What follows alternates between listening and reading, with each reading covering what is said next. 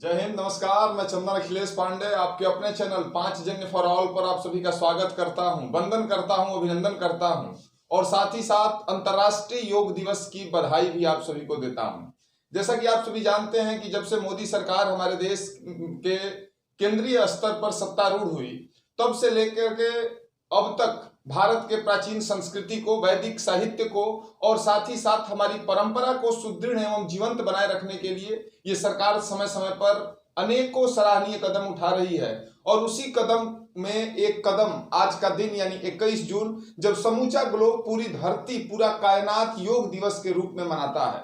और आज से आपका यह चैनल योग के ऊपर भी तमाम प्रकार के लेक्चर, वीडियो भी लेकर के आपके बीच में आएगा और उसका पहला पड़ाव आज प्रसारित होने वाला है। योग को जानने से पहले सबसे पहले हमें अपने परंपरा को जानना पड़ेगा, हमें प्राचीन इतिहास की तरफ जाना पड़ेगा, हमें अपने वैदिक साहित्यों को भी समझना पड़ेगा, क्योंकि यह भारत ही है जो विश्व गुरु का दर्जा प्राप्त था। यह भारत ही है जो समूचे दुनिया को मानवता का संदेश देता था और यही वो अपना देश है जहां से योग निकल करके संपूर्ण दुनिया में अपनी जड़ें जमा रहा है, अपनी पैठ बना रहा है।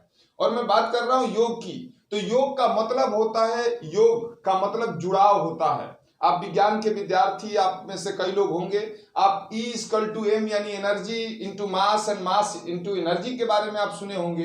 यह योग ही वह साधना है, यह योग ही वह क्रिया है जिस क्रिया के तहत E यानी एनर्जी, मास यानी स्थूल के रूप में और स्थूल एनर्जी यानी ऊर्जा के रूप में परिवर्तित होती है। तो हम योग की बात करेंगे, योग के आसनों की बात करेंगे, तमाम प्रकार के योगासनों की बात करेंगे और उससे पहले हम अपने वैदिक साहित्यों के बारे में भी जानेंगे जो आज का हमारा विषय है। वैदिक साहित्य का संक्षिप्त विवरण अभी होने जा रहा है और वैदिक साहित्य का जब हम संक्षिप्त विवरण करते हैं तो सबसे पहले हम बात करते हैं वेदास की, वेद की, यानी ये वही वेद हैं जो ज्ञान के भंडार माने जाते हैं। और वेदों की कुल संख्या यदि देखा जाए तो वेदों की कुल संख्या 4 है, जो क्रमशः ऋग्वेद, यजुर्वेद, सामवेद तथा अथर्ववेद है। मंत्रों और ऋचाओं का सम्मेल ऋग्वेद के रूप में जाना जाता है। यजुर्वेद, सामवेद, गान यानी भारतीय संगीत का सप्तक, सारे गामा पाधा निसा, ये सामवेद ही है। और अथर्ववेद तथा यजुर्वेद में तमाम प्रकार के जीवन से संबंधित, साहित्य से संबंधित, क्रियाओं से संबंधित ज्ञान हमें प्राप्त होता है।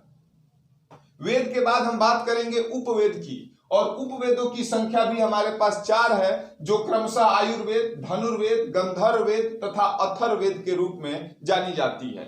चूंकि वेदों की भाषा बड़ी ही क्लिष्ट है, यानी वेद को समझना, वेद को पढ़ना आसान नहीं है, और उसी वेद की भाषा को आसान बनाने के लिए हमारे पूर्वजों ने, यानी हमारे सांस्कृतिक विरासत में हमें वेदांगों की भी रचना प्राप्त हुई है। और ये वेदांगों की कुल रचना 6 है, जो क्रमशः शिक्षा, कल्प, व्याकरण, निरुक्त, छंद तथा ज्योतिष के नाम से जानी जाती है। आप में से अधिकतर लोग जानते होंगे कि हमारे प्राचीन सभ्यता में, प्राचीन संस्कारों में गुरुकुल की व्यवस्था होती थी, यानी विद्यार्थी अपने गुरु के आश्रम में जाते थे, वहां विद्या अध्ययन करते थे और उस विद्या अध्ययन के दौरान उपनिषदों का भी ज्ञान उन्हें लेना पड़ता था। उपनिषद मीन्स समीप जाके बैठना, और समीप जाके बैठना, उपनिषदों की अगर हम बात करेंगे तो मुख्य रूप से हमारे संस्कृति में 10 उपनिषद हैं, जिसकी संख्या, जिसके नाम ईश, केन, मुंडक, कठ, प्रश्न, मांडक्य, तैत्तिरीय, आत्रेय, योगशिखा, छांदोग्य तथा बृहदारण्यक है। उसके बाद हम बात करेंगे धर्म सूत्र की, यानी स्मृति की, यानी जहां से हमारा जीवन प्रारंभ हुआ, जहां से मानव सभ्यता प्रारंभ हुई। और उस स्मृतियों की बात करते हैं तो हमारी प्राचीन सभ्यता में 2 प्रकार की स्मृतियों का जिक्र है। पहली स्मृति मनुस्मृति के रूप में जानी जाती है और दूसरी स्मृति याज्ञवल्क्य के नाम से जानी जाती है। उसके बाद हम चलते हैं दर्शन की तरफ, यानी फिलोसफी, यानी शास्त्र की बात करते हैं। और जब शास्त्र की बात करते हैं तो मुख्य रूप से हमारे पास सांख्य, वैशेषिक, न्याय, योग, पूर्व मीमांसा, उत्तर मीमांसा, जिसको वेदांत के नाम से भी जाना जाता है।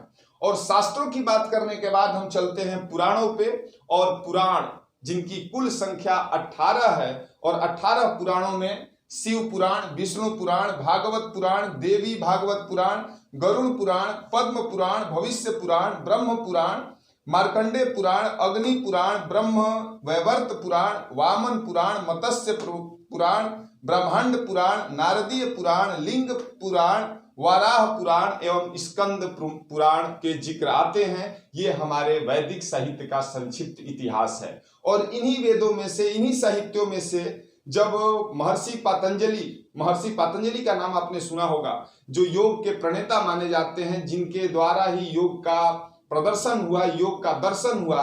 और इस पतंजलि के बारे में यह मान्यता है कि वो पत्तों पर खाना खाते थे, यानी एक पत्ते पर जितना खाना आ जाएगा उस खाने से ही वो अपने पेट को भरते थे, और इसीलिए उनको पतंजलि बोला गया। और पतंजलि भाष्य के तहत योग का दर्शन हम करेंगे, योग को समझने का प्रयास करेंगे। तो पतंजलि योग को अष्टांग योग के नाम से भी जाना जाता है। अष्टांग योग जिसमें 8 प्रकार पाए जाते हैं, जिसमें सबसे पहला प्रकार यम होता है, दूसरा नियम होता है, तीसरा आसन होता है, चौथा प्राणायाम होता है, पांचवा प्रत्याहार होता है, छठवां धारणा होती है, सातवां ध्यान होता है, और अंत में कैवलव्य यानी समाधि होती है। तो ये अष्टांग प्रकार यानी अष्टांग योग के नाम से जाना जाता है। आज से आपका यह चैनल योग के ऊपर समय समय पर वीडियो लाता रहेगा, योग के गहराई में जाता रहेगा, योग के बारे में आपको बताता रहेगा, और साथ ही साथ प्राचीन इतिहास को आत्मसात करते हुए हमारे वैदिक साहित्यों का समय समय पर क्रमवार अध्ययन, विषयवार अध्ययन भी आपका यह चैनल कराता रहेगा। तो बने रहिए, जुड़े रहिए इस चैनल के साथ। और अंत में मैं एक बात और बोलना चाहूंगा, योग करें या ना करें, मुसीबत में लोगों का सहयोग जरूर करें, क्योंकि हम अपना खाएं, आप अपना खाएं, ये प्रकृति है। हम आपसे छीन कर खाएं, यह विकृति है। और हम अपना खाते हुए भी आपको खिलाएं, ये हमारी संस्कृति है। और हम अपने संस्कृति को जीवंत बनाए रखेंगे। इन्हीं सभी शुभकामनाओं के साथ एक बार पुनः आप सभी को योगा दिवस की हार्दिक शुभकामना देता हूं, बहुत बहुत बधाई देता हूं। जय हिंद, जय भारत।